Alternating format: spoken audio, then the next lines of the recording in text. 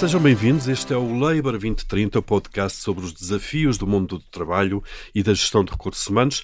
É uma parceria entre o Observador e a Law Academy, que este ano organiza a terceira edição do Congresso, precisamente com o nome Labour 2030. Neste episódio vamos falar da diferença salarial que persiste entre homens e mulheres, vamos também falar do que pode ser feito para a diminuir, e para isso temos connosco Maria Fernanda Campos, a Inspetora-Geral da Autoridade para as Condições de Trabalho, e Carla Tavares, Presidente da Comissão para a Igualdade no Trabalho e no Emprego, que se juntam a Nuno Cerejeira Namora, da Law Academy. Eu sou o Paulo Ferreira, dou as boas-vindas aos três. É um gosto receber-vos aqui. Vamos então aqui para a nossa conversa. Carla Tavares, vamos talvez começar por identificar de facto o problema e quantificá-lo. Quando falamos de diferenças salariais, obviamente entre funções semelhantes entre homens e mulheres, estamos a falar de quanto em Portugal? Bem, se considerarmos o Gender Pay Gap base, ou a diferença salarial no base, referente ao ano 2023, que são os dados que nós temos mais recentes e que foram divulgados este ano, estamos a falar de 12,5%, 12,5%. 12,5%. Uhum. Se considerarmos o ganho, ou seja, se considerarmos também todos os acréscimos salariais, como subsídios de prémios de assiduidade, prémios de produtividade, enfim, todos aqueles acréscimos ao salário, esta diferença só para os 15,4%.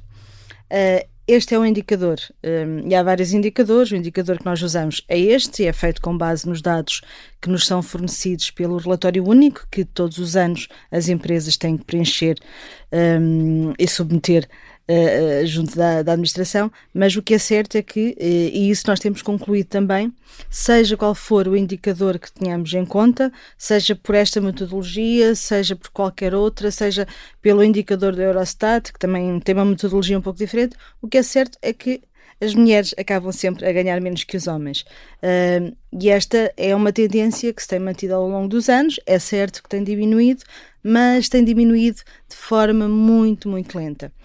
E por isso, em 2017, ou melhor, 2018, depois entrou em vigor em 2019, quando foi aprovada a Lei 60 de 2018, que tinha por objetivo precisamente implementar medidas de transparência salarial com vista a alcançar uma igualdade salarial. O objetivo foi mesmo acelerar este percurso. Claramente mais depressa este Sim, gap, porque claro. senão demoraríamos muito tempo. Aliás, não em termos de igualdade salarial, mas, por exemplo, em termos de igualdade de uma forma genérica, há um estudo da ONU que diz que demoraremos 257 anos a alcançar a igualdade plena. Isso é incomportável, claro. De alguma maneira, é inaceitável. Maria Fernanda Campos, como é que no terreno, como é que a ACT, nomeadamente as autoridades de uma forma genérica, mas a ACT em concreto, o que é que fazem? Isto é fácil de alguma forma chegar a uma empresa, olhar para o leque salarial ou para a folha de salários e perceber que há ali um gap que de alguma forma pode violar a lei? Bom, nós antes de chegarmos à empresa já estudamos os dados e temos os dados tratados que, como a Carla falou, são todos os anos declarados pelos empregadores, que já agora é bom que tenham em conta e muita atenção naquilo que registam, porque é daí que nós planeamos a atividade inspectiva. Quanto à diferença salarial entre homens e mulheres, é uma temática difícil. Já estamos nisto, se contarmos a Convenção 100 da OIT, já estamos nisto há mais de 70 anos. Portanto, estamos aqui sempre a fazer um esforço que é preciso acelerar. E nada como fazer cumprir para acelerar. Portanto, entra aqui a Autoridade para as Condições de Trabalho, que tem o dever de fazer, verificar o cumprimento da lei e, verificando irregularidades, obviamente, determinar o seu cumprimento, sancionando os irregulares. Não é uma matéria fácil. Claro, todas as matérias um pouco que tenham aqui um enviesamento, digamos assim, cultural, as pessoas nem têm consciência que estão ou não estão a cumprir. Claro. Não, na minha empresa isso não se passa. Mas depois, quando vão analisar, fazer o diagnóstico da situação, verificam que afinal passa-se. E é isto que a Autoridade para as Condições de Trabalho tem que verificar. Tem que ver se passa ou não. As empresas fazem essa análise e temos que, depois de implementarem o plano, porque têm 12 meses para o implementar, ou seja, a lei é bastante generosa no prazo que dá. Dá tempo às empresas para dá tempo às taparem depois para verificar, para estar aqui a analisar o que têm e procurar apoio se for o caso, inclusive o da Autoridade para as Condições de Trabalho, e depois implementar esse plano durante 12 meses para, ou justificam, se têm justificado no plano as diferenças salariais, ótimo, não há nada para corrigir. Se não têm verificado, se não têm justificado em questões neutras em função de género, obviamente que têm que corrigir essas diferenças. E é isso que temos andado a fazer desde a primeira notificação. Claro. A lei teve suspensa de execução um tempo. Pandemia explica isso, os recursos tiveram que ser mobilizados para outras tarefas, mas este ano foi a segunda vez que notificamos empresas, abrangemos quase 4 mil, um pouco mais de 4 mil entidades. Já vamos depois. E estão todos empenhados em cumprir, ou a maioria está. Perceber qual é a intensidade do problema. Antes de irmos ao Nuno Sergeiro Namora, a Carla queria fazer uma nota muito rápida. Sim, só porque há pouco esqueci-me. É muito importante perceber também que as pessoas normalmente estão habituadas a associar a questão da igualdade salarial a só trabalho igual, salário igual. E aqui também no âmbito da implementação da lei não é só isso que está em causa. É salário igual também para trabalho de igual valor. E este processo que a Fernanda referiu, de avaliação, que depois as empresas, quando há uma sinalização de diferenças salariais, este processo de avaliação é um processo de avaliação precisamente à componente das funções. Ou seja, aquilo que se vai perceber é se determinadas funções, sejam elas de predominância feminina ou de predominância masculina, estão ou não estão a ser subvalorizadas. Porque efetivamente... De uma forma genérica, independentemente do gap. Porque nós hoje em dia, de uma forma mais ou menos generalizada, o trabalho igual já é remunerado de forma igual. Certo. Mais ou menos. Agora, a questão do salário igual para trabalho de igual valor é que ainda não está assim tão assente como isso. Ou seja, nós continuamos a ter determinadas funções que nós verificamos que, por serem essencialmente de predominância feminina, essencialmente funções desempenhadas por mulheres, são subvalorizadas. E são mais mal pagas exatamente por serem subvalorizadas, nomeadamente nas diferentes componentes. Nuno Sergeiro Namora, finalmente, vamos lá então. Como é que as empresas estão a lidar com isto e olham para isto? Ainda há muito caminho a fazer. Ainda há muito que fazer, mas vamos dar aqui para mim uma nota positiva, não é? Como a Fernanda Campos costuma dizer, e não se cansa de dizer, os empregadores portugueses estão de parabéns. Porque se começamos realmente em 2018 a meter as mãos na massa e trabalhar com o mercado e com as empresas, primeiro, não estão tão mal como se calhar imaginávamos em 2018. Segundo, têm feito progressos e adaptações assinaláveis. Podemos até já falar de alguns números muito interessantes que a ACT encontrou no mercado, e acho eu ia dizer disparatado este estudo da OIT, nós vamos conseguir em muito menos do que 277 anos encontrar a igualdade. Temos que acelerar. Mas acho que sim. Acho que não há assim tantos velhos de Restelo e a nova geração está muito mais aberta a estas questões. Mas vamos ver o copo meio cheio e o copo meio vazio. Sendo otimista, dizer que os 12,5 estão mais ou menos enquadrados dentro dos números europeus, não é? E se formos ver também o gap ajustado, baixa para 5%, e portanto, para início de conversa, aqui, já agora, porque como é que corrigir com outros fatores, como a experiência, com os cargos, a formação, as o mulheres trabalho também a tempo têm temporário. acesso a menos cargos de direção, da administração, e isso obviamente também baixa salários médios. Sim, são outras causas da questão da segregação horizontal e vertical neste caso. Mas também, como já provou a doutora Sara Falcão Casaca, também acontece que mesmo quando as mulheres se vão introduzindo maioritariamente em trabalho, profissões masculinas, tradicionalmente masculinas, continua a persistir isso, portanto, e o facto de termos aqui uma constante progressão que tem que ser acelerada para a igualdade de pagamento entre géneros é estratégico, é o chão comum, quer dizer, nós temos que chegar a uma altura que isto não é questão. Mas Maria Fernanda Campos, estamos a falar precisamente aqui do acesso depois da mulher às administrações, às direções, que continua também a ser um fator de discriminação. Sim. não é? Porque é a subvalorização. A subvalorização. Daí também as cotas, por exemplo, Carla Tavares, são uma boa forma de resolver isto. Isto São é, aceleradores. amenizar de alguma maneira? São um acelerador, como em qualquer outra dinâmica da nossa vida. Por vezes é necessário introduzir mecanismos de aceleração e as cotas não são mais do que isso mesmo, um mecanismo de aceleração, um acelerador que permitiu termos hoje mulheres em cargos de decisão, mas mesmo assim continuamos muito aquém daquilo que seria expectável. Ainda não conseguimos sequer cumprir com aquilo que são as metas definidas na lei e alcançar os 40%, por exemplo, nos cargos de administração, em que se continuam a colocar as mulheres nos cargos não executivos e os homens mantêm-se nos cargos executivos. Portanto, aí há uma diferença de poder, claramente. Sim, não é? E de poder, aliás, e depois de ordenado e de salário. A questão é mesmo essa. A questão é que esta luta pela igualdade é mesmo uma questão de poder. E aí é que, por vezes, residem os principais obstáculos. Permite-me discordar da utilização das cotas, porque acho que estas coisas não se impõem por decreto-lei. Percebo o fator acelerador, mas acho que já não estamos nesse estádio. Acho que já estamos muito mais à frente e muito mais importante que isso tem sido o vosso papel, das vossas duas instituições, na aproximação que têm feito nos últimos anos às empresas.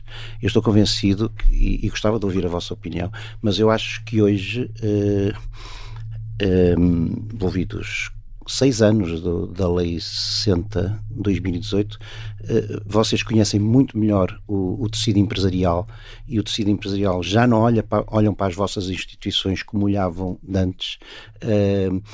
Foi-vos dado, através desta mudança de paradigma, um palco extraordinário de dialogarem, de terem uma missão pedagógica, e eu imagino que no contacto que tenho tido com os empresários, e atenção que é preciso ver que estas 4.000 primeiras notificações foram para grandes empresas mais abertas, empresas se calhar muitas não portuguesas até, e portanto mais receptivas a esta temática. Eu acho que o grande desafio é quando é as outras, não é? Porque eu julgo que 98% do nosso tecido empresarial tem menos de 50 pessoas, e aí é que eu tenho medo. A ACT notificou empresas com 50 e mais trabalhadores, 50, portanto uma grande parte das médias empresas foram notificadas.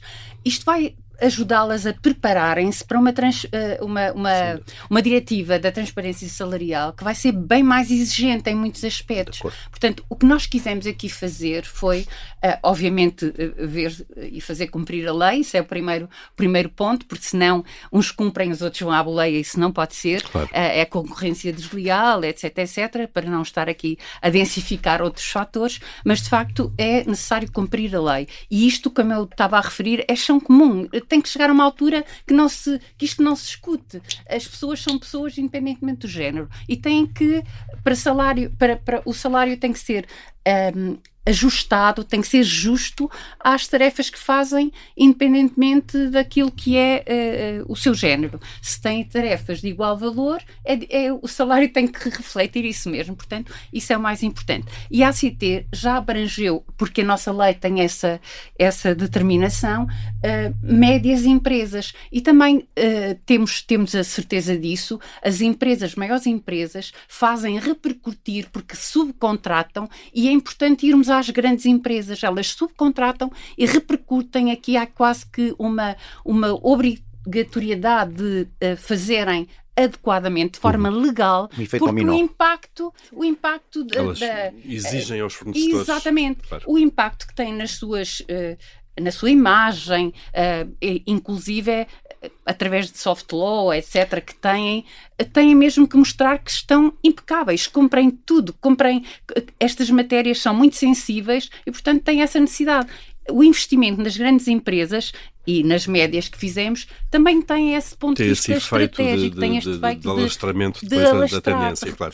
Aliás, o selo é um bom exemplo disso. Era o que eu ia dizer, devia ser mais conhecido e mais valorizado o selo da igualdade salarial. Pela positiva, não é? Sim, isto é, no fundo, divulgar as boas práticas.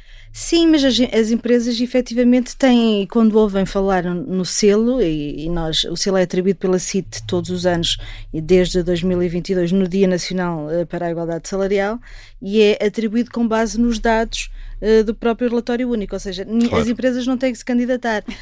O fecheiro é extraído. Quantas empresas é que recebem o selo? Tem esses números?